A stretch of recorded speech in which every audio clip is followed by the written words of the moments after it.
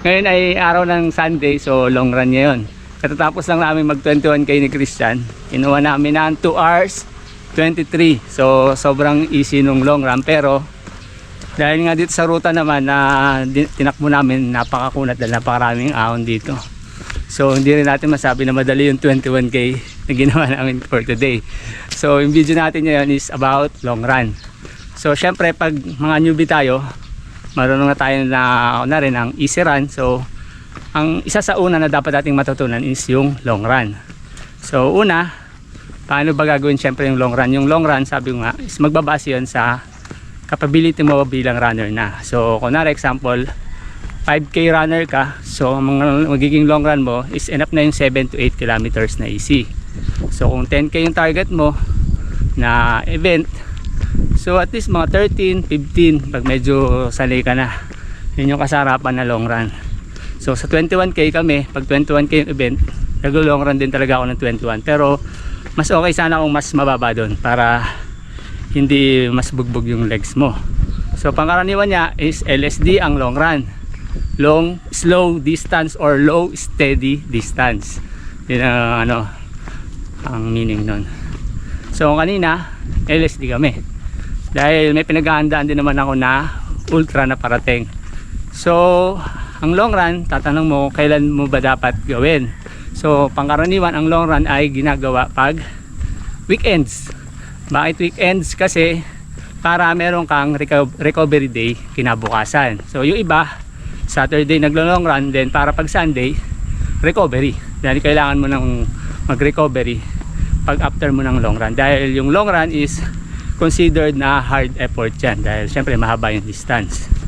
So isa sa mga dapat nating tandaan, unang-una, yung kasuotan natin sa long run. Lalo na dito sa Pinas, pangkaraniwan ng long run natin, sisimulan natin to ng around alas 4, 4:30 ng madaling araw. So yun nga, dapat magsuot tayo ng mga komportableng damit.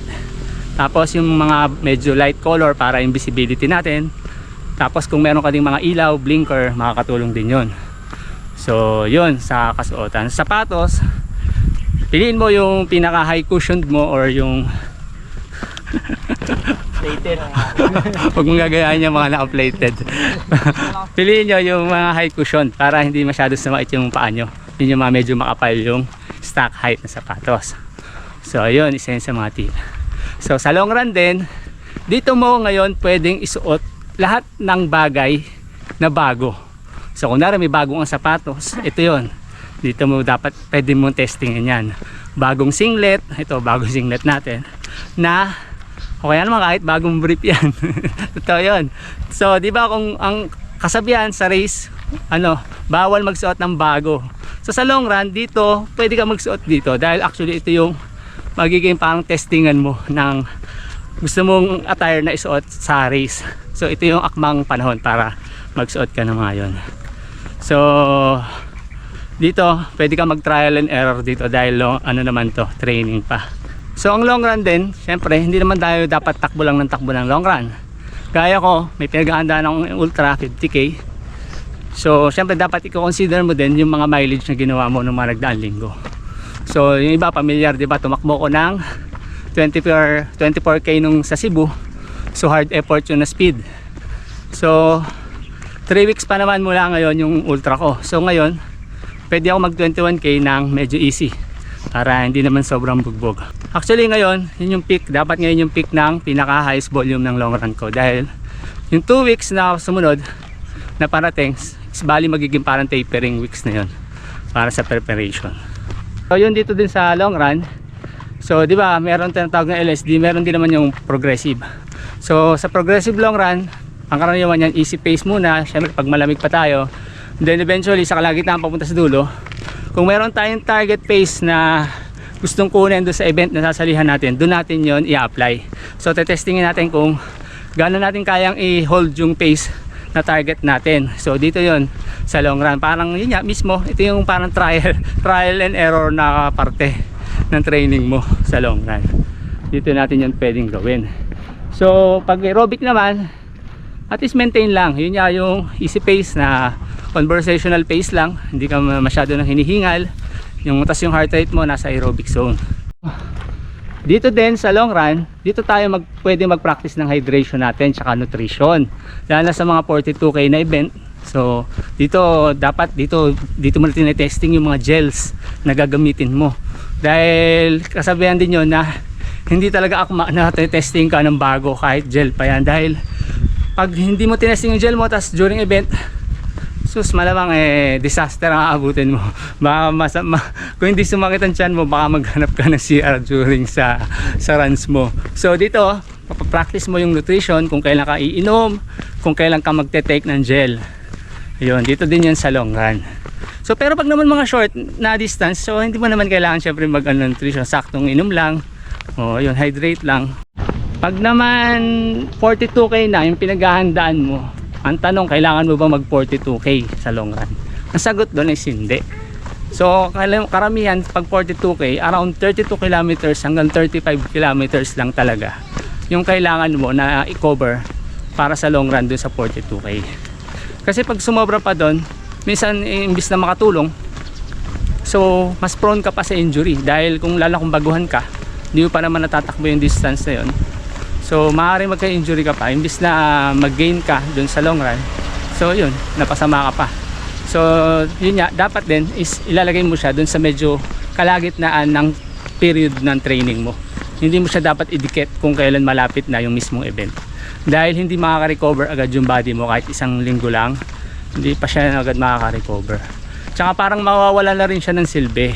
So kung masyadong dikit na dun sa race date yung long run, wala na yun, parang nag-aaksaya ka na lang din ng panahon tsaka ng effort mo. Paliwanag lang natin uli kung ano yung benefits ng long run. So syempre sa long run, dito uli mabibuild yung endurance mo, tapos strength dun sa race. Syempre asahan mo na malapit-lapit na yung distance ng long run dun sa target mo na race na distance. So during sa race, so kumpiyansa ang mabibuild mo din dito. Alam mo na kaya mong tapusin yun, na may baong ka pang lakas sa dulo na maaari mo ibigay pag sa later part na ng race. Tapos sa long run din, syempre nabibuild yung leg strength. So mahalaga yun, lalo na pag yung naka easy pace ka. Sa totoo lang, napakabigat sa pakaramdam ng easy pace na long run.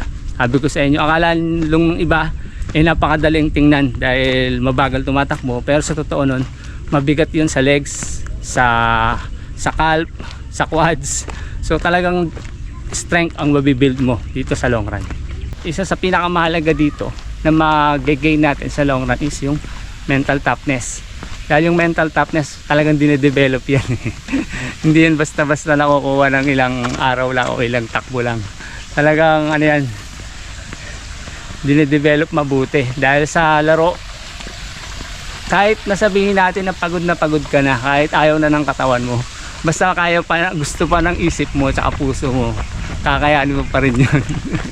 Kaya mas mahalaga yun na nade-develop. Kaya isa yun sa mga importante na bagay na makukuha natin dito.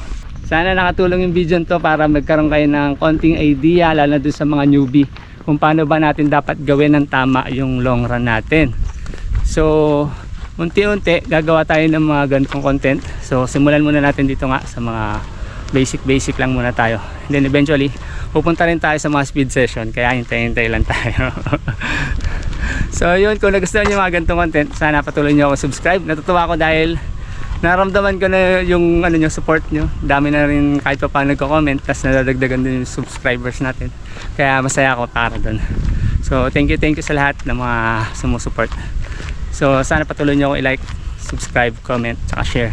Tsaka kita-kits tayo dun sa mga susunod nating video. Maraming salamat. God bless. Target po namin ay 21K na easy pace lang.